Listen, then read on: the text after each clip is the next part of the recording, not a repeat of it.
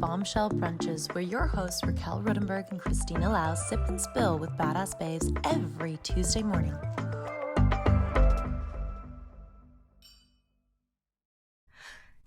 Hello, good morning, everyone. I'm going to say I am, but Raquel has been waiting for months and searching exhaustively for the perfect pair to speak to today. So I'm going to very quickly introduce you because we have so many things to talk about, and these are all very important. Fertility Matters Canada is the national organization that empowers Canadians to help reach their reproductive health goals by providing support, awareness, information, and education, and promoting equal access, underlined, bold, italicized, to fertility treatments. We are Canada's fertility resource, and by we I mean they are. I'm not your fertility resource. Carolynn, who is with us today, Carolynn Dube joined Fertility Matters as the executive director in February 2015, a vocal advocate for funding of publicly funded fertility treatments. She now has 3 children conceived through ART, and we will get into what that means as well. Carolynn believes in equal access and support for all those who need to build their families using alternative methods. We will leave the full bio in our log notes. I don't know what they're called, actually. Log lines? Who knows? The written bit at the end. The show notes. Okay, good job. Thanks, lady. The show notes at the end. But I'm going to introduce you to Dr. Dixon, who is the founder, CEO, and medical director of Anova Fertility and Reproductive Health, which opened in 2016 as Canada's newest full-service fertility and IVF centre. Bold underline all of that. It is home to the first next generation embryology lab in Canada. I said lab because I don't know how to say laboratory in the correct way. Laboratory? Laboratory. All good. Tomato. So Dr. Dixon is a leader in innovation, education, and communication for high-quality humanized fertility and reproductive care. So you can find those bios in the show notes. And we are going to talk about so many different things. I'm so excited. I'm going to pass it to Raquel, though, because she has waited for months, and this is your time to shine. Yes. First of all, thank you so much for joining us, you guys. I'm so happy. Thank you for having us. It's a pleasure. Oh, and right in time for Canadian Infertility Week. So this will definitely be launching right in the midst of that. Canadian Infertility Awareness Week. Awareness. I'm sorry. Awareness. Yeah, we don't want people being infertile. Is that a word, infertile? Okay, so first of all, this is an area that I found so fascinating. Right now, just to give you a bit of backstory on me, is I'm actually in Amsterdam currently, and I'm doing my master's. It's a Master of Science in Persuasive Communications, and I am tackling fertility in young women, and we're really looking at just this awareness piece, because I think so many women really aren't aware of how long their fertility lasts, where the risks come in, all of that. So one of the things that I read recently as I was doing this research for my thesis was a study that included Canada, and they were showing results that highly educated women tend to actually overestimate the best age range to have children, which is really an issue, obviously. So you've got these high achieving, educated, driven women who think they have longer than they actually maybe do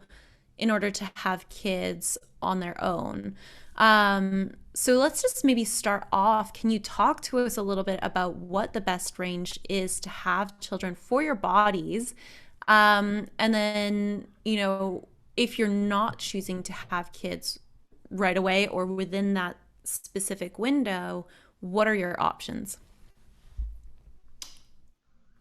So, well, I'm happy to take that because I feel that probably as a feminist and a woman who wants to be an advocate for so many people who don't have a voice around fertility and their fertility issues, I find myself saying things like, we haven't changed the evolution of the ovary. And in an ideal world, women are having babies between the ages of 15 and 21. Whoa. Wow. Yeah. But societally, that's not what we do. We're getting educated. We're pursuing careers. We are not partnering with the first schmucks we meet, right? We are, deciding that we want to travel. We have career goals. And so there's been this paradigm shift where women are putting off childbearing, but not necessarily really understanding how ovaries work. And so when we talk about education and empowerment through education, our ovaries are egg storage units. We're born with a certain number of eggs. We max out in our mother's bellies intrauterine. And by the time we've hit the earth, we've already had a significant attrition of an original population of eggs in our ovaries, down to 1 to 2 million. By the time we reach the age of 13, when we have our first period on average, we're down to about 400,000. And we ovulate in our reproductive lifespans about 400 times. So by the time we've reached the age of 30, we've depleted our ovaries of about 90% of their eggs. 90. The good news is the 10% that remains in the third decade of our lives is still relatively well functioning until the age of 35. And then after 35, it drops off. And then at the age of 40, when we still look fantastic on the outside, just saying, our ovaries are telling the story, which is that 97% of our eggs are now gone. And the bad news is the 3% that remains after 40 is challenged in a significant way where it comes to reproductive ability. So with just that spiel, I have shocked a whole bunch of very fancy, intelligent, career-oriented, ball-busting women. And that is where I find it difficult as a fertility specialist when I see these highly functioning, educated women in my office who I unfortunately have to break the news that they're at the mercy of their physiology now. And there were things they could have done, but they didn't know because they didn't know it was a thing to do, right? So that's why having these conversations is of such critical importance. And Dr. Dixon, thank you so much for highlighting that, the education piece is something that is really on us to continue to say and speak to and lobby for. I mean, Absolutely. Let's just be real. Like, you're spending most of your young years trying not to get pregnant. Right? Right? You're not totally in that mental space, I think. I mean, I certainly wasn't. And I guess I'm 30. I'm doing my master's. The only reason this even came up for me was I had a phenomenal employer who was like, hey, Raquel, she was a woman. Yeah. And she said, I just want to let you know because I was also high achieving and I made this choice not to have kids till I was 35 and it was much harder. And these were the things I had to go through. You may want to start thinking about that. I would never have I was just humming along. I was like, when I'm ready to get there, I'll get there. Yeah. And Carolyn, how was yours? How was your experience? What was your education level before? How would you speak to that? Well, I have a master's degree and I had sort of followed that typical path of go to university, date, find a life partner, get a job, buy a house, have your car, and then have your kids, get married. I did all those things in the order I was supposed to. Society tells me to do it. So that's what we did. And I was about just after 30. We'd been married for about 6 months and had started trying to have a family and it wasn't happening. And I was very fortunate to have had a previous manager who worked in the world of fertility prior to working with me. And so she had educated me on the incidents and, she always said, don't wait longer than 6 months. If something's not happening, you are young, you are healthy, do not wait. Mm-hmm. And I was so thankful that she had told me that because I didn't know anybody who was openly talking about fertility struggles. So if I hadn't had that information, I probably would have trucked along, getting more frustrated and angry. So that's how we got there. We ended up having male factor fertility, so the issue wasn't actually with me, it was with my husband. But we were very thankful for those conversations that happened prior to trying to start to have a family. And can you just quickly tell me, what is ART?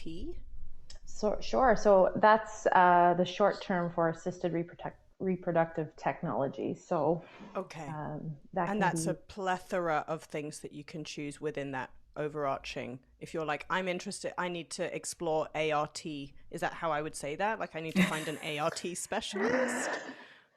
I would use the term fertility specialist. Yeah. Okay. People just say, I want a baby. Yeah. Someone help me. Like, I guess you could show up and say, I want ART, but people would probably buy you a piece of art for your wall. So, but yeah, ART is assisted reproductive technologies, and they're kind of, as Carolyn said, you see a fertility specialist, and then they work you up, and there are different levels of intervention. There's timed intercourse, where you make sure things are being timed right. The next level is ovulation induction, where you get someone to get more eggs out, and insemination, so more targets for the sperm, more eggs for the sperm to target. And then the final level is the higher level ART, assisted reproductive technologies. And in that bucket is IVF, intracytoplasmic sperm injection, donor eggs, gestational surrogacy. There are many variations of the theme once we reach the assisted reproductive technology. Okay. So for someone who doesn't want kids for a while, let's say they're late 20s, early 30s, somewhere around there, let's say 28 to 33, I don't know, we'll throw out some numbers. What is your recommendation for them? Because a lot of the recommendations I've found for Canada, in my readings, which I am far from a medical professional, but everything I've seen is about when you're trying. So you've been trying for 6 months and you're, under 35, so come into the doctor. Or you've been trying for 3 months and you're over 35, so come into the doctor. But what about people who know they're just not ready? Like, they know they haven't found a partner, they're 30, 28, like, when should they start looking into talking to a doctor? So I'll take that one because I feel strongly about it. So yeah, we as the medical profession have failed in as much as our ability to reach out and connect to the right people when we're talking about fertility preservation. Everybody knows contraception. People can give you 3 different ways of birth control. Most people don't really understand, as Carolyn was saying, like, I did things the way I was told to do it, right? You line up, you make your partner, whatever. Nobody talks about conception planning and fertility preservation to match your family building dreams. And I often place or position myself as, I'm a strategic planner for your family plans. Just as you would go see a financial planner and say, so I want to retire at age whatever, and I know that I have these tools, you tell me what I need to do. I believe that we should be doing a better job of reaching out to university level young women in their 20s, regardless of what they're wanting to do, but to have the conversation of, have you thought about family building? Not to pressure you, but if having family is important to you, then you should do a fertility check, which involves XYZ, and then have the conversation about fertility preservation through egg cryopreservation, so freezing your eggs as an option. In the old days, we didn't have it. In 2013, it switched from being experimental to something that is well done, and we can warm them and fertilize them well. And can routinely. May I just interject, Dr. Dixon, on that element? It was available earlier than that, but only to a certain group of people. Am I correct in saying that? So it was available, which means they had decades of experience in egg freezing, but it wasn't publicly available until the late 2015. Like 2013, 2014, right. yeah. Okay. But I should caveat that with, that's because when it was done beforehand, it was done experimentally because the method that we had for freezing eggs was not what it is today. I see. So there was a slow cool technique, and so we weren't very good at warming eggs the way that we did it result of the crystals in the cytoplasm, and the integrity of these frozen eggs was compromised to an extent. So we couldn't fertilize them and make babies in a good way. So it was really, we would do it as a last resort for cancer patients or for patients who are having their oocytes removed, their ovaries removed for whatever reason.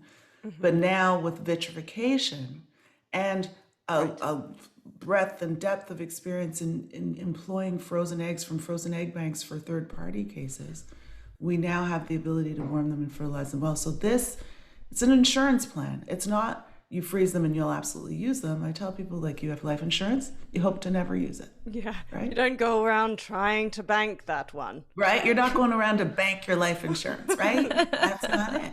But if you are having an insurance plan, it's one, you'll have knowledge is power. You'll know how good your eggs are. You'll do the blood tests. You'll talk with your physician. You'll empower yourself through education.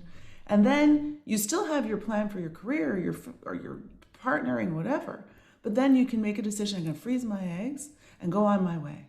And maybe you'll never have recourse to them, but they're peace of mind as you move forward in whatever you're doing. And then when you meet Mr. Right or Mrs. Right or whomever, right? And then you can try.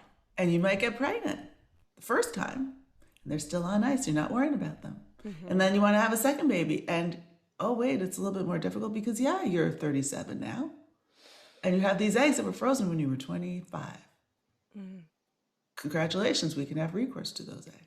Can I jump in on that egg freezing? And we are going to have another conversation, another podcast, because we can't fit everything into one. But just for the audience, for all of you babes out there, you bombshells, I have had my eggs frozen, and it was about 2 years ago. And it's, because it was 2 years ago, I'm feeling in a very good place to be able to speak about my experience and share whatever resources that we discover through the podcast to help raise that awareness. One of the big things that I wanted to add on to what you said, Dr. Dixon, was when I was doing my research, I did about 6 months worth of research. I went to info sessions. I really did empower myself through that education, which I'm really proud of. But I remember having a conversation with my parents, and I remember saying to them, Mom and Dad, I think I'm going to freeze my eggs. And my dad is hilarious and the best person, and has it's quite a British stiff upper lip at first response to things. So he was like, why? Mum was like, how can I help you? What do you need? This was the best. And Dad was like, what is your reasoning? And I was like, what is your reasoning? And I was like, because I've thought about this a lot. I'd thought about it for about a year. And I don't want my biology to inform my decision-making for partnering. And I really wanted to highlight that, because I wanted to make sure that they understood that wherever I was at in my life, I wanted to give myself the chance of the most freedom of choice possible. And that was a really important point that you just raised, Dr. Dixon, which was it's not something that you want to use. It's something that with that, you've done everything that you could when you could, and at the time that it became available to you. So for me, it then became okay. And Dad looked at me, and he had such a proud look in his eye, and he was like, "That's a great idea." And then Mom was like, "So now what can we do to help you?" And it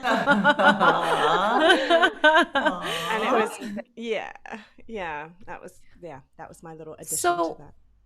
I want to ask what the costs are associated with freezing your eggs. And then I also want to talk about your ideas. Like if my idea, and I haven't looked into it on the financial front, is that it is something that is quite costly. So I also wonder if you have any thoughts on kind of the democratization of it. Like, do you see that changing? Do you see it being more available? Do you see insurance companies one day covering it? So maybe starting off with kind of a ballpark range of what someone can, expect to pay, and then also that democratization portion. So I might actually let Carolyn take a little bit of this, because we've been involved in a campaign to work about talking about benefits matters. And benefits medical benefits matter and what can we do in Canada, because Right. we initially advocated for funding at the level of the province, and so for the province to assist. Now they don't help with egg freezing, but they help with in vitro. But beyond that, it's expensive stuff. The overhead, it's not like we're making widgets. We have fancy labs, fancy media and incubators and alarms and systems and fancy people doing this stuff. So it is a process, and highly trained individuals performing the procedures, etc., growing the babies in the lab, taking the samples of the cells and amplifying DNA. Like, it's a complicated process. How can we help people get there? And so I'll let Carolyn take us. We're talking about benefits and how that can help. Thanks, Marjorie. And Raquel, I have to say, it's nice to hear that your employer was so proactive in speaking to you about your future family planning. I think that's incredibly important. And we have a program we've launched in conjunction with another group called Conceivable Dreams. They're a patient advocacy group in Ontario. And it's called Fertility Benefits Matter. And the idea is that we're advocating for, eventually we'd love to have a national fertility strategy in Canada, because we don't have, every province, as Marjorie suggested, doesn't cover the costs of this medical condition. And so we believe right now that there are different stakeholders who can play a part in helping us increase access to care. And so as part of our conversations with employers and insurance providers, we're having the conversations to say, the research shows us that if you're providing more comprehensive benefits that help people preserve their fertility or to have fertility treatment in the future, you're going to attract and retain young talent. And it also is very supportive of mental health. Because the impact of someone who is struggling with their fertility is incredible, and it's very challenging, and the impacts of that on someone's day-to-day life, their productivity at work, drastically reduced in lots of cases. So we're having those conversations, and what's interesting is when we're having these conversations with employers, they're very, very interested to learn more. Very interested in helping, in understanding data that shows that they can be supportive of their the mental health of their employees, and also by increasing diversity and inclusion within their workplace. So helping support not just a heteronormative couple who needs to have IVF, but also single women, single men, single people who want to go on to have a family, and members of the LGBTQ community who, if they want to have a family, quite often need to get fertility care in order to achieve a pregnancy or a baby. Can I jump in there and ask actually just a random question, maybe a little sidebar, but is there a cultural, we had a conversation with another, she's a hormone expert, Ashley Margison, shout out, fabulous. And Dr. Margison was saying that the cultural studies that inform inform the way that we treat our bodies and treatments are very biased towards typically white men. And she said, some of the other medical studies that are undertaken, traditionally, they have in this part of the world, they have swaths of data from typically white women. Is there culturally a difference, and can you speak to kind of what that difference looks like when it comes to fertility, if you have that knowledge and information? Dr. Dixon? So interesting you should say that. Oh, okay. Because I was asked to speak about some of the myths around infertility, and specifically in the Black or African American population. And the myth is that Black people or Black women are hyperfertile, and therefore there is even bias in Black women being able to access care, because sometimes they'll go to a family doctor and the family doctor will say, you don't need a referral yet, just keep trying. So we see the studies in fertility often being skewed and not inclusive of of racialized individuals, not just Black women and individuals, but racialized individuals, because the studies don't include them.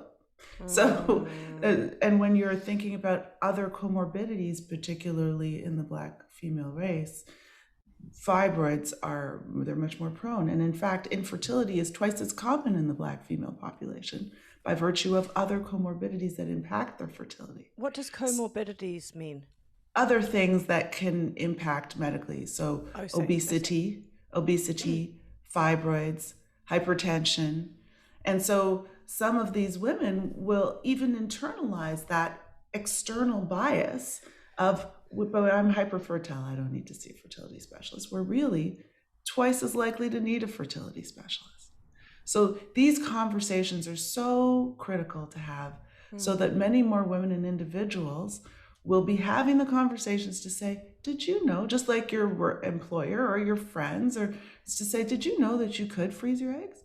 Did you know that in your 20s you can do some tests, people who identify as women or as men, to see what your fertility baseline is?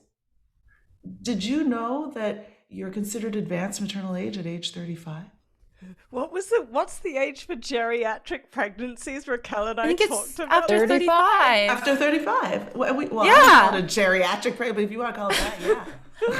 That's what That's my, what it is. Yeah, it was. My last pregnancy, I was pregnant with twins, and I was 35 or 36 and coded. How did it feel being called a geriatric pregnancy? Yeah, probably insulting. Hey, Carolyn, that wasn't your Right? best day. I was prepared for it. I work in the industry, so I knew, but it is quite interesting. And I kind of joked about it, but yeah. But if you think about it, we haven't changed the evolution of the ovary, but look, my mother, okay, in the 70s, which I should probably not tell people, but whatever, when she was wanting to have me, went to her doctor and she was 35. And the guy says, don't try because your baby's going to have Down syndrome. Just enjoy your one baby. That's how it used to be, right? Wow. Now, right? Paradigm shifts. Yeah. When you think about the baby boomers into the, I guess, from the end of the war, 1945, to the baby boomers, people had babies early. So the average age of having babies at that time was like 20 to 25. Yeah. And then afterwards, people started getting birth control, which is great, empowering women. I don't want to have a baby now. I want to wait. But then the unintended consequence of that was that there wasn't the dialogue about, okay, so where are the limitations? And what are the things that happen? And the medical community knew enough in the 70s to say, oh yeah, Down syndrome, trisomy 18, 13, miscarriage, infertility increases significantly, so just don't bother. Well, that's paternalistic. Sorry, patriarchy. So it's not the way to go. So now we have a better understanding. And so now that we understand that this is a thing, what can we do to mitigate? How do we reach more people? How do we educate young women about the limitations of the reproductive lifespans? How can we systemically, so you just said government, business employers, organizationally, individually get rid of our biases as physicians to not refer whomever to fertility care? How do we change all of those things such that we can promote knowledge, empower women, and change I hate people to be at the mercy of their biology. We know too much. We have to figure out within the provinces or federally, and as Carolyn said, there has to be a mandate, a global approach. One, talk to women and men young. Two, help them to access these expensive things because they're expensive. And you asked how much, it's about $8,000. Okay. And Canadian dollars, yeah. And then how do we then encourage the conversation so that it's multi-generational, so that older people in the family don't dissuade younger people from making good decisions? Because that happens too. I think culturally it would happen. Depending on what culture you're born into, what space you live in. But I wanted to add to that piece because I wanted to ask Carolyn about, your ability. This is where my brain has just gone to. We talked earlier about the systemic changes. You mentioned, Dr. Dixon, the systemic changes that needed to happen. And actually, just as a little caveat, a little sidebar, we talked about how to address Dr. Dixon and whether we would say Marjorie or whether we would say Dr. Dixon. And I chose to use Dr. Dixon because that is because one, Marjorie's a doctor, and we had a conversation about it being not so common for a woman, let alone a woman of color, to be in this position and to be so fabulous. The fabulous thing you kind of own anyway. So that's a unique light. But I wanted to highlight language, and I wanted to then tie that into the systemic issues that we're having in how the workplace is constructed and how it is built. So I chose to say, and this is one thing I'm highlighting to all of you babeses out there, is that I don't want to call Marjorie Dr. Dixon, not because I don't want to say Marjorie. I'd love for us to be having a brunch with friends where we can sit there and talk about people and life. But more than that, I don't want to reduce the respect that is deserved and hasn't yet been achieved on an equal basis. So I'm choosing to elevate the doctor out of this sentence and every time I speak for that reason. So I just wanted to put that little placeholder in there and then sidebar us back to the systemic issues that we have and how the workplaces are built. Because I wanted to ask Carolynn, when you decided to go through this, with your knowledge, being in the fertility environment that you have been in, how did going through all of this impact your work? How did people support you? And what needs to change in future? So I was very fortunate, and it's interesting. When I first found out we had to do IVF. When I first found out, I wasn't working in the field of fertility, so there was a lot that was really brand new to me. And there did come a point I didn't tell anybody, not for fear of career advancement. I wasn't afraid of that. It was more, I didn't want to talk about it because I was embarrassed that this was happening to me and I didn't know how to address it. And I think that's one thing. How do we talk about these things? And then when he got into the real swing of it, and I was in a lot of early morning appointments and going to be missing a lot of early morning appointments. At that point, I was seeing clients, and I had to have an open conversation with my employer. It was amazing. I had a great manager. He was so supportive. But that is a fear that exists because many people feel that if they're going to talk about family building, whether or not you're going to have to go through or see a fertility specialist or even freezing your eggs, some people can be fearful that it may have repercussions on their ability to be hired, their ability to grow through an organization. And that's really scary. And so how do we create a culture within workplaces to have managers and owners and coworkers who say, we're going to support you through this so you feel comfortable having the conversations as much as you're comfortable sharing, so that you don't feel that you can't talk about it because you're already under enough stress and pressure financially, physically, within relationships. There's a lot going on. This is a very complex sort of thing that people are dealing with. And so the added pressure of, am I going to have a job? Are the next round of layoffs? Am I going to be the next one? Because they're thinking, oh, she's going to get pregnant, then I'm going to lose her for 18 months because, and what I don't want by saying these things out loud is to put fear into women to say, oh, I shouldn't talk about it because I don't want my employer. What I want to do, and what this podcast, what you're so eloquently doing, is empowering people with information to have educated conversations, to change the conversation at all levels in society, in the workplace, as Marjorie said, even within medical professionals, to have these conversations so we feel like we can do this.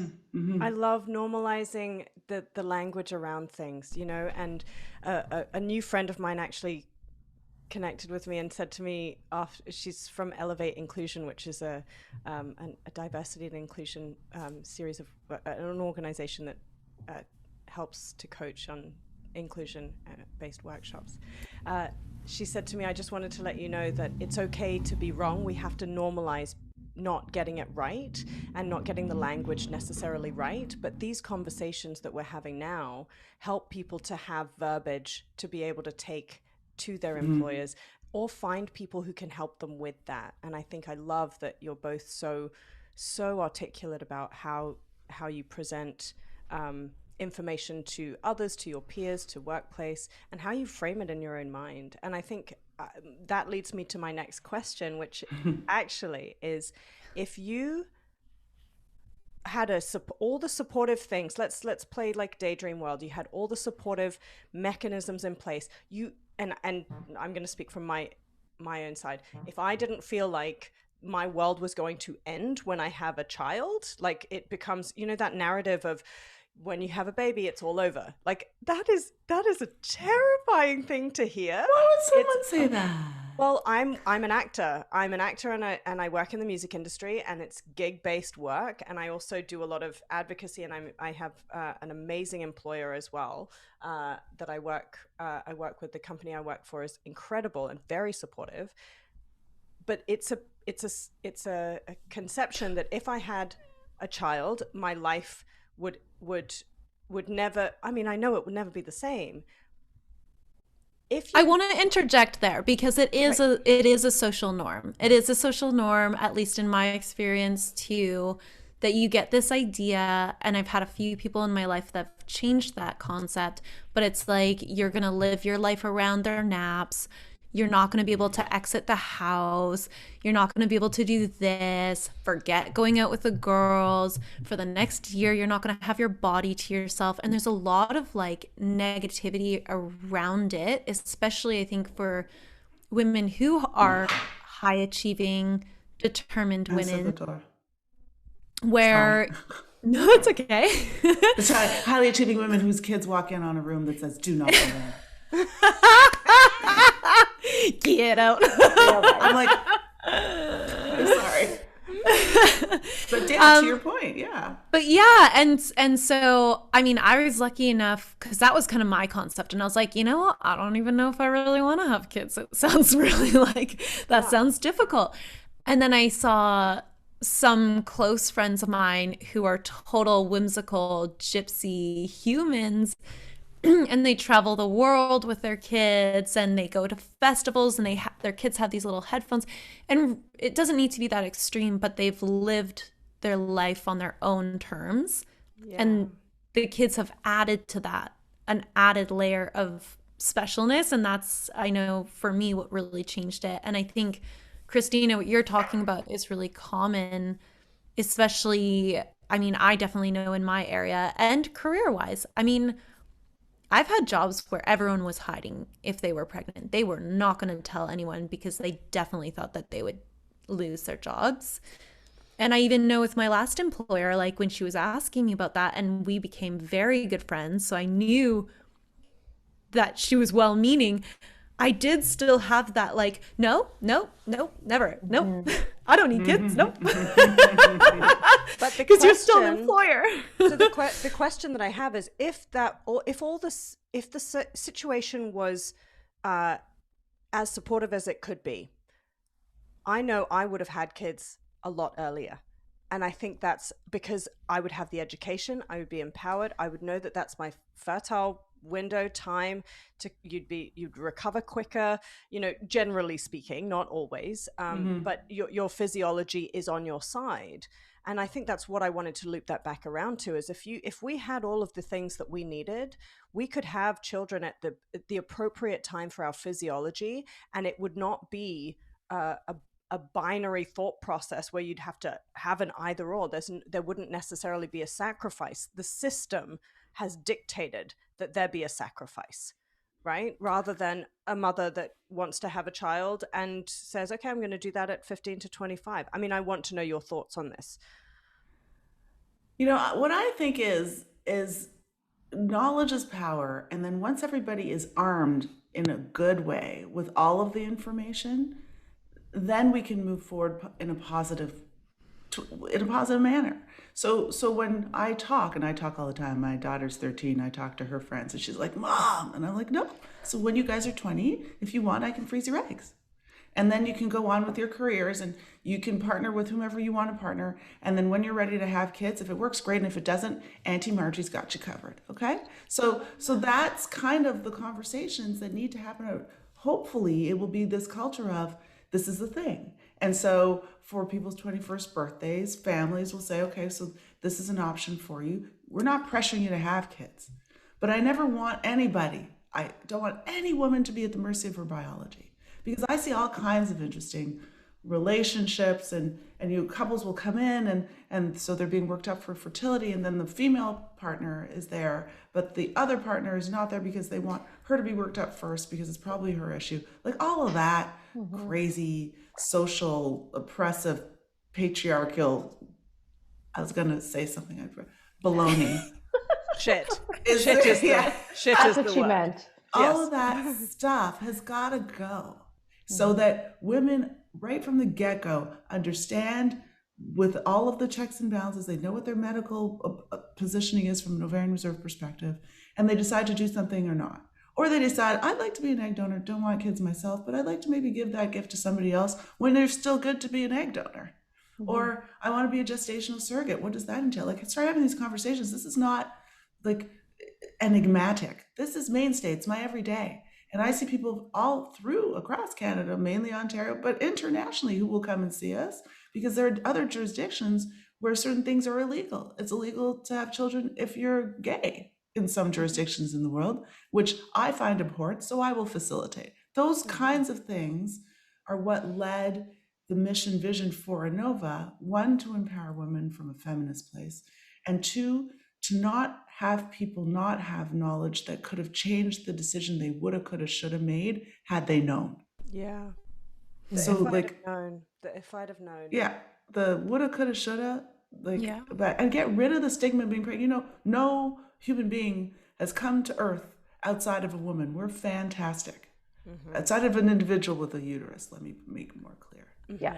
And we need to own this. And we need to say when we want to know, and when we want to have government systems, employers, benefits, programs say, we keep the world going. Keep calm, carry on. This is what's important to us. Make sure you're covering this now. Okay?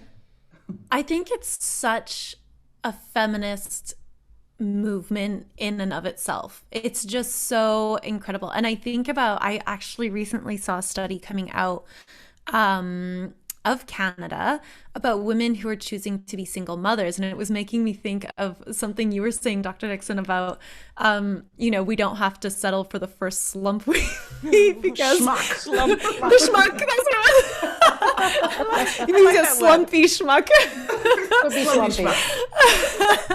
Just all the bad things, and women are choosing on their own to have kids on their own, which I think is so beautiful, because especially when women are a bit younger, and then thus their partners are probably a bit younger, there's this whole idea, and I don't know if you've heard this a lot, but I heard this when I was younger all the time, like, oh, these dudes are like, women, when they turn 30, they're baby crazy. They just want to match up with someone and be baby makers. They're like, watch out for them. They're probably going off birth control as we speak. Like, all these weird ideas. Really? But yes. But now women can choose to have kids when they want, and then they can find the partner that fits their life. I mean, I think a lot of women will still maybe choose to have a certain partner, whatever that is, whatever that looks like for them. But if they want kids and they're ready and they don't have a person, that doesn't need to hold them back either, which is so incredible. So what does that look like? Like, what would that process to choose to be a single mother look like? And or a single primary caregiver, right? Like at any person that wants to have a child by themselves. But within fertility, and then within fertility, right. Marjorie, I'll let you take this one. Yeah, well, so we see, thanks. We see single mothers by choice. We see single dads by choice. We see single individuals who identify neither as mother or father that want to grow a family by choice. And so we facilitate, and we have the ability to do it. One of my passion projects at Anova, one of the divisions at Anova, is a third-party program, which is where it's when you need to employ the services of a third party in order to grow your family. So donor sperm, donor eggs, or gestational surrogacy.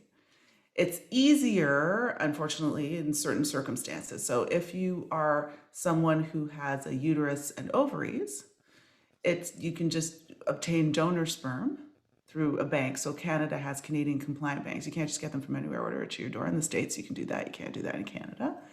Health Canada reserves the right to protect you because people can get infected, for example. So Canadian compliant sperm banks, you get sperm bank through your fertility clinic, and then you organize insemination. So like the typical turkey baster kind of approach, okay?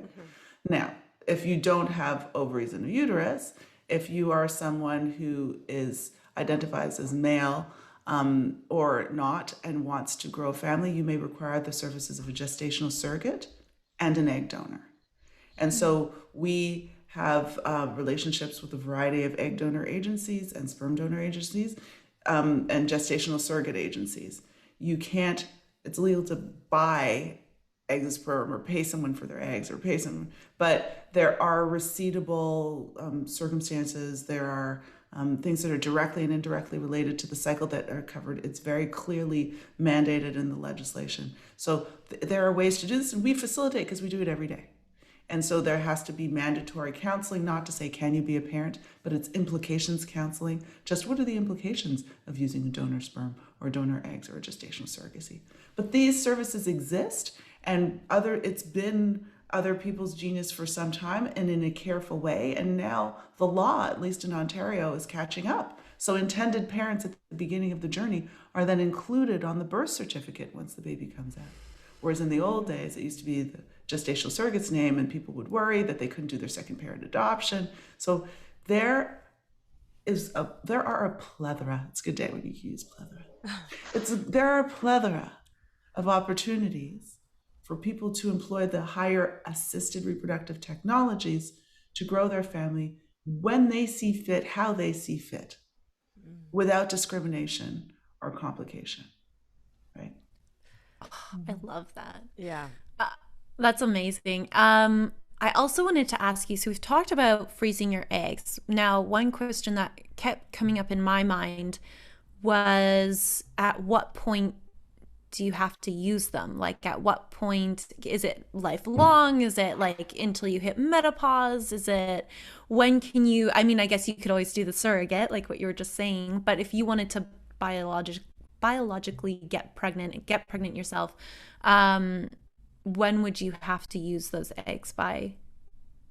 So different centers have different cutoffs. There are guidelines, the Canadian Fertility and Andrology Society and the American Society for Reproductive Medicine. And generally the guidelines recommend that the average age of menopause being 51 is the cutoff. So on your 51st birthday, you kind of turn into a pumpkin for carrying your own embryos. Even though we shouldn't because of medicine. Because women at age 51, or individuals with uteruses at age 51, are much more likely, forget geriatric. I didn't say it first, y'all said it first, so I can't get burned. Just saying, more likely to have hypertension, diabetes, seizures, stroke, stillbirth, operative delivery. Like, the reality is we weren't made to carry a baby at age 50, right? And so though we can, in medicine, we always have to weigh benefit risk, right? And if we have the opportunity to employ the services of a gestational surrogate in whom there's no medical contraindication to being pregnant, it makes more sense to do it that way, right? But your answer to your question is 51.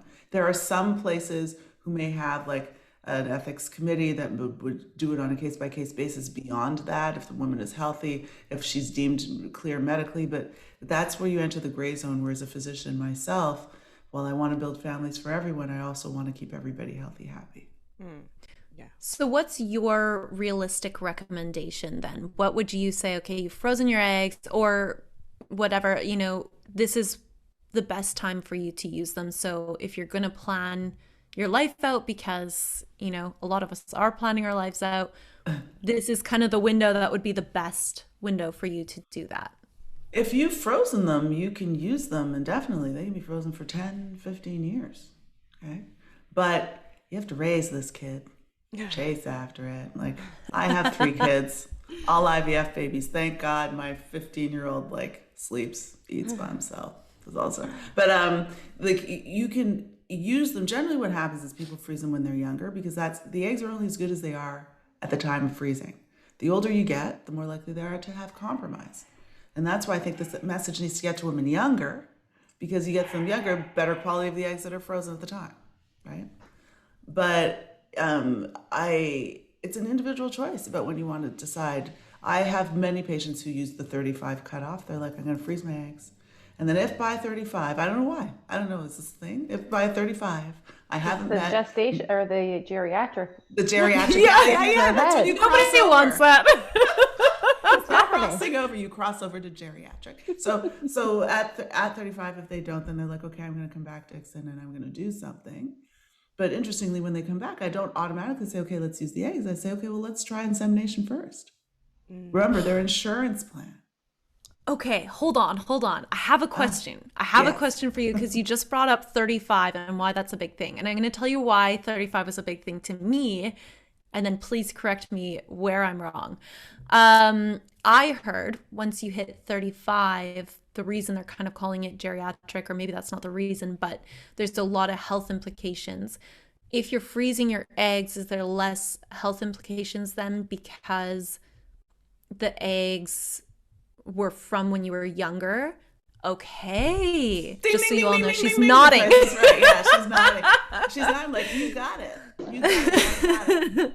So and that is why. So I try to explain, when people's ovarian reserve diminishes so much that they can't employ the use of their own eggs to grow their families, I explain to them, well, look, you have a uterus. Your uterus is like a fancy condominium. Sometimes it needs a renovation, but it can be used, right? What matters is the tenant. So if you no longer have tenants in your ovaries, we can employ the use of somebody else's eggs to give you really young tenants, right? So in a similar fashion, using that analogy as inspiration, if you freeze your eggs when you're 30, 28, and then you have recourse to them when you're 37, when we're calculating risk in pregnancy of Down syndrome, trisomy 18-13, which we do every single time as screening, we would be using the age at which the eggs were frozen. So it's like being Benjamin Button. Yeah. So you have a lesser, So you have a lesser risk of Down syndrome, trisomy 13, lesser risk of miscarriage by virtue of the eggs, the chronological age of the eggs at which they were frozen at the time. Okay, that makes so much sense. Because I think that's where 35 comes in, because people think health risks and they're not associating with like a younger egg maybe. Well, yeah, so what happens at the 35, so I'll explain it, is that at age 35, when we're doing prenatal screening tests, like the amniocentesis and chorionic villus sampling, and then the NIPT, the blood testing that we're doing, at age 35, the risk of miscarriage with an amniocentesis is less than the risk of actually having Down syndrome, trisomy 18 or 13. So at that age is at which we start saying, okay, an amnio is indicated. You can do these amniocentesis and you do these invasive tests, because the risk of actually having a baby that's affected is much higher by virtue of your age. So that's where 35 came, when the benefit of the test was exceeded the risk of loss. So that's how it happened. So 35 is in the sand in maternal fetal medicine as aged. Dusty. You're old. We like to say. Like, dust it off. Time for we have an episode called Dusty Bones that's just all about ageism. Look, it's not out yet. No. But I think we talk about geriatric pregnancies actually. Yeah. In there. Yes, I think that's when we talked about it, which, by the way, if you want to get updated on all of these things, you need to like and subscribe to the podcast. It's the first time I've remembered to say that. Like, in the whole of all of our podcasts, I'm like, oh yeah, we should probably tell people that they're welcome to like and subscribe and rate this podcast, because everyone else seems to do it, and we're just sitting there listening to all of these fabulous people, forgetting to tell people that there are lots of other fabulous people on this podcast. So there you go. Now you've been told. That's it. That's the end of that. We don't have much time left, do we? No, but I want you to ask whatever burning questions you have left, because I know you have a zillion. So go. I won't ask a zillion. We'll just ask you guys to maybe have brunch with us again. But I do just want to leave it with kind of a step-by-step. So for our audience who are listening, if they haven't had their fertility checked, if they haven't been to a doctor to talk about this, if this is all new information to them, what are their first 3 steps that they can take to move forward and be more informed, not just in general, but also about their specific situation? So do they get hormones checked? Do they go to their general doctor? Should they go to a specialist? What does that look like? And Carolyn, I would like for you to speak to your personal experience on what you did as well, if you don't mind, in that question. Sure. Marjorie, do you want to go first with the step-by-step, and then I can fill in what I did? Oh, sure. Step by step. I couldn't help it. Okay. So I really think that we have to switch how we are approaching this. And instead of being like, okay, so the definition of infertility is if you haven't had a baby after 12 months of trying unprotected intercourse. 2, okay, you have a life ahead of you. Do you want to have kids? Maybe. So the first part of this is your initial fertility assessment, and it happens anywhere between ages of 20 and 27. So it's no longer the onus of the patient to think about it. Different medical organizations in different jurisdictions throughout Canada have to have this as part of the schedule of benefits. So the doctors are obligated to actually say, have you thought about having a family? And if so, these are the tests I want you to run. It's part of the well woman exam. It just happens so that we actually manage to screen people and find issues early on. And it's way easier to manage early on. So that's one. If we change how we look at it, there becomes this mandatory fertility screen checkup assessment for women and men in their 20th decade. 20th decade? The second decade. Second decade. That is dusty. They're dusty at that point. Like, I think that's what and then if you say, then when they're there, the 3 things that they're asking for women is your AMH blood test, your cycle day 3 FSH, an ultrasound that looks at your ovarian volume and your antral follicles, and an assessment of your uterine anatomy, because sometimes that stuff doesn't get discovered until way late, and then you have to do surgeries, and then it pushes things off. So having that knowledge baseline allows you to make your strategic plan much more clearly. And then for individuals with testicles, it's to have a semen analysis and check up for that. And then that's done. And then for the infertility things, if patients have been trying to have a baby and trying for a year, the definition is for a year. But if you are trying and it's not happening and it's concerning and it's distressing to you, screw the definition, get your family doctor to refer you, and leave it with a fertility specialist to handle. I know that I feel strongly about it. I feel strongly about that too, because that's what happened to me, and that's why we were able to move through the system more quickly, because I had that knowledge. And we waited 3 months, and I said, something's wrong. And my spidey senses were right. I was very fortunate at that time. My husband was a member of the Canadian Armed Forces, so access to a physician was quite quick. We didn't have to wait in the system, and he actually got in to see his physician first. And so his testing was done, and it came back immediately as you have a very, very low sperm count. So before I had even seen my physician, he had his results back by nature of the ability to see a military doctor quickly. So I was armed with the knowledge. And so we just went directly to a fertility clinic. I didn't even wait to see. I got a few workup tests from my family physician, but she said, no, let's go. and we're very fortunate, but that is not the trajectory of a lot of patients. And in fact, I was speaking to a reporter last week who had interviewed a patient. She was married in her early 20s, around 24, 25. She started to try to have a family, and her doctor kept pushing her off for 5 years before she saw a before she saw a gynecologist. No. Because she was young. No. And then ended up seeing a gynecologist, finally referred to a fertility specialist. She was seen in Nova Scotia, where there's longer wait times to get into the clinic in that province. So by the time she is pregnant now, but it took 6 years, 7, like it is an extended amount of time. And I thought, my gosh, she didn't have the conversations, or, if your doctor's telling you nothing wrong, keep trying. I mean, if you don't know, you don't know. And so that's part of the work that we do at Fertility Matters Canada, to get this information out there. And we encourage women and men to take charge of their reproductive health. If you don't advocate for yourself, this is not as important to anybody else as it is to you. And so you need to make sure that you're asking and asking again. And if you're not happy, go get a second opinion. Because as Marjorie said, when we take care of things earlier, it can be a lot easier than waiting several years and getting into situations where it's a little more challenging to help you achieve that family. And being distressed for those years.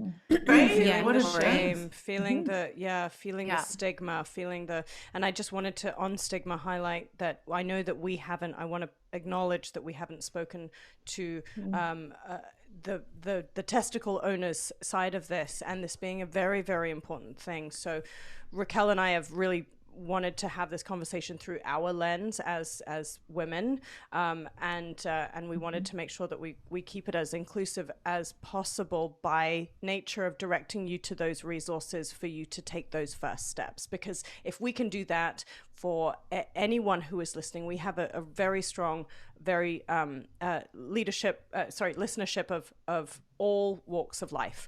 So I just want to highlight that once more and acknowledge that it is not all about people who have ovaries. Fertility and infertility, there is a lot of shame, regardless of your gender, of your orientation, of your preferences, of your physiology. So I just wanted to highlight that. Absolutely. And I did actually have questions for you. It's just we have no time because I had a billion questions. But men do have a healthy window too. I think there's like this misconception that, I think because men can have kids for much longer, but there's this misconception that they can just keep having kids forever and they'll be super healthy, but they have limitations. More healthy. They have limitations too. So that's a maybe a topic for another time. But lastly, so if I wanted to, I could just walk into my doctor, say, give me a fertility workup, figure out if I was in a good place, make my informed decisions. Obviously, I'm going to go educate myself and figure out all of the steps that I might need to go through. And then we're peachy keen. And find a supportive community. That's the other thing. So if you end up finding that there is something that may be wrong, find a support group. Online Fertility Matters, we have all kinds of online support systems and services in place that are free for you to join, and make sure you're connecting with the different experts, no matter where you live, online, to connect with that information. And reliable information. The web can be an interesting place. I can't tell you how many patients come and say, I read online that, I'm like, oh dear. So as Carolyn said, there's Fertility Matters at Anova. In the middle of COVID, we launched a separate website just for information called anovalife.com, and blog posts and videos and stuff from Fertility Matters is posted there. Reliable resources, because sometimes the web can be misleading. And Definitely. so we don't want you either to be misleaded. We want you to empower you with the right education. Fertility Matters, AnovaLife.com, or the American Society for Reproductive Medicine, the Canadian Fertility and Andrology Society. The information is there. But like if I could say one thing to women or individuals everywhere who are considering family building in their futures, if it's important to them, it is speak loud, speak proud, do not be gaslighted. It's here, we're here, we exist, we can do it. Yes, thank you. What an incredible way to round out this amazing brunch chat. You two are just, thank you for all of the work that you are doing in this area. Thank you for being present, for taking that space, for lobbying at all of the levels, systemic, and right down to the individual. And it's such an individual thing, and our bodies are so unique and so different. And I just want to say thank you for sharing some time with us so that we can feel empowered to educate ourselves. Thank you for the opportunity. And thank you for helping be advocates for women everywhere. Of course. And thank you for having me, and thank you, Carolyn, for always thinking of me. We're tit and tat, Good you know. buds. I know. We're 4 peas in a pod now. No. And I don't know if anybody else noticed, but I love the embryology, in the picture in the background. I see your embryo. Oh, there's a picture. Yes. A little framed picture. I was like, I feel like a bad IVF. My kids are IVF babies too. I don't have framed pictures of their embryo. That's okay. That's not mine. That's just an Etsy print. Oh, But you could nobody have told me. Nobody know. had to know. I'm all about being very transparent. Love it. All right, my dears. Thank you so much again. Thank you. Thanks for having us. Thanks for listening, Bombshells. In order to continue to elevate, subscribe and don't forget to click that little bell so you can get notified every time we have a new badass brunch. Until next time, stay focused, fierce, and fabulous.